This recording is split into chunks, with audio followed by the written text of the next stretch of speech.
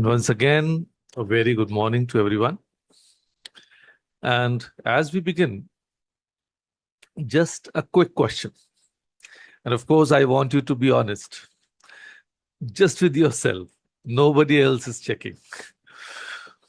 So, how many of you woke up this morning and within the first 10 minutes, before chai, before brushing, before anything, your brain quietly reminded you of something you owe? Yes, a credit card bill, a loan EMI, that 5,000 you borrowed from your friend 3 months ago that you haven't mentioned since, a buy now, pay later that somehow multiplied into four more. So if you felt a little twist in your stomach just reading or understanding that, welcome. You are in exactly the right place today. Because we're not here to talk about budgets or spreadsheets today. We are here to talk about something that touches a part of you that no financial calculator can measure. We are going to talk about what it actually feels like to be free. Yes, FREE, free. Debt is borrowed time, and freedom is reclaimed peace. We live in a world that has made debt very easy and almost fashionable. Zero cost EMI, instant personal loan, credit card reward points, abhi lo, baad mein chukao. And on the surface, it sounds reasonable, even smart. But these things have actually teenagers ko to barbad kar diya. Boys are spending on EMIs on their girlfriends. और फिर वो कुछ दिन बाद छोड़ के चली जाती है. But EMI is still there. But here's what nobody puts in the advertisement. Debt doesn't just live in your bank account. It lives in your body. Yes. It's the reason some of us flinch when the phone rings from an unknown number. It's the reason some of us haven't opened our banking app in 3 weeks because we don't want to see the number. It's the reason some couples don't fight about love, they fight about money every single time. And here's the part that is truly cruel: the interest on your loan compounds quietly every month. But so does the stress, so does the shame, and so does the feeling that somehow you are behind and you can never quite catch up. See, that feeling has a name. It is called debt spiral. And millions of Indians are living inside it right now. Not because they are irresponsible, but because nobody ever taught them how to stay out of it. Let me show you what this looks like up close. Let me tell you about Shruti. She's 34, marketing executive, confident in meetings, sharp in presentation. But every month, she plays a private game she calls robbing Peter to pay Paul. Yes, using one card to pay the minimum due on another, juggling 4 EMIs, personal loan she took to fund a holiday 2 years ago, and a buy now, pay later account she opened just once. She hasn't told her parents. She hasn't told her husband the full picture. She smiles at work and quietly panics at home. The salary is good, but it never feels like enough because it isn't hers anymore before it arrives. Shruti doesn't have a money problem. She has a peace problem, and debt stole it. Let me give another example. Sunena, a homemaker. Now, her husband takes care of the finances, or at least that's what she thought, until she found the credit card statements one afternoon while looking for a document. Three cards utilized to 90%. Minimum dues paid every month for 2 years. The house looked fine from the outside. Inside, every purchase, even vegetables, had a quiet weight to it. She didn't know how to bring it up. So she carried the knowledge alone for weeks, sleeping lightly, laughing less. Debt in a household doesn't just affect the person who borrowed it, it quietly suffocates everyone under the same roof. And then there is Karthik. He's 27, first job, first salary, first taste of independence. And then first credit card.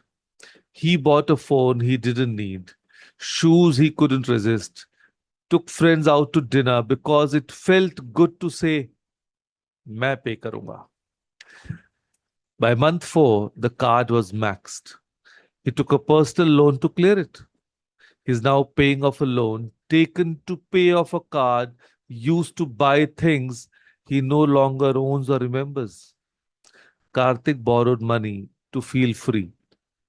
But debt, ironically, is the one thing that guarantees you are never fully free. And now, the good news. Truly. Because everything I have described is reversible. Yes, not overnight, not without effort, but absolutely, completely reversible. And here are three principles that form the foundation of a debt free life. And importantly, they work whether you are 17 or 47.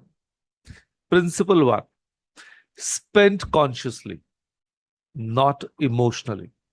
Most debt in India is not created by emergencies, it's created by emotions. The dress on sale that won't come again, the phone upgrade you took because everyone in the office had the new one, the holiday booked on a card because you deserved it. None of these are judgments, they are human. But conscious spending means pausing, just pausing and asking, is this a want or a need? Can I pay this fully right now? If I buy this today, what am I giving up tomorrow? That pause, even 24 hours, changes everything. Most impulse decisions don't survive one night's sleep. Yes, that is true.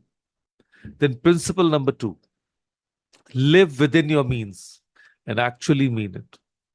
पुराने जमाने में कहावत थी ना, अपनी चादर से बाहर पैर नहीं पसारने चाहिए. And we somehow we forgot that thanks to the credit card culture. And this is the principle that sounds boring but produces extraordinary results. And let me tell you, we middle class feel reward points मिलते हैं, बहुत discounts मिलता है, we must, हमारी credit history बढ़िया बनती है. But let me tell you, the rich, they don't buy from credit cards, they don't use it. And maybe that is why they know how to be rich. So living within your means doesn't mean living small. It means living honestly. It means your lifestyle matches your income, not your Instagram feed, not your colleague's car, not what you think you should have by now. The most financially peaceful people are not always the richest. They are the ones whose outflow never exceeds their inflow. That one rule, but kept consistently, is the entire secret. And here's the confidence boost nobody talks about. When you know you owe nothing, you walk differently. You speak differently. You show up without a hidden weight on your shoulders. And then, principle number three, understand that financial freedom is emotional freedom. This is the one I want you to truly carry with you today. Financial freedom is not a number in your bank account, it is a feeling. It is waking up and not dreading the month end. It's making a career decision without asking, but what about the EMI? It's saying no to something without guilt, or yes, to something without fear. Every rupee of debt you clear is just not just a financial transaction.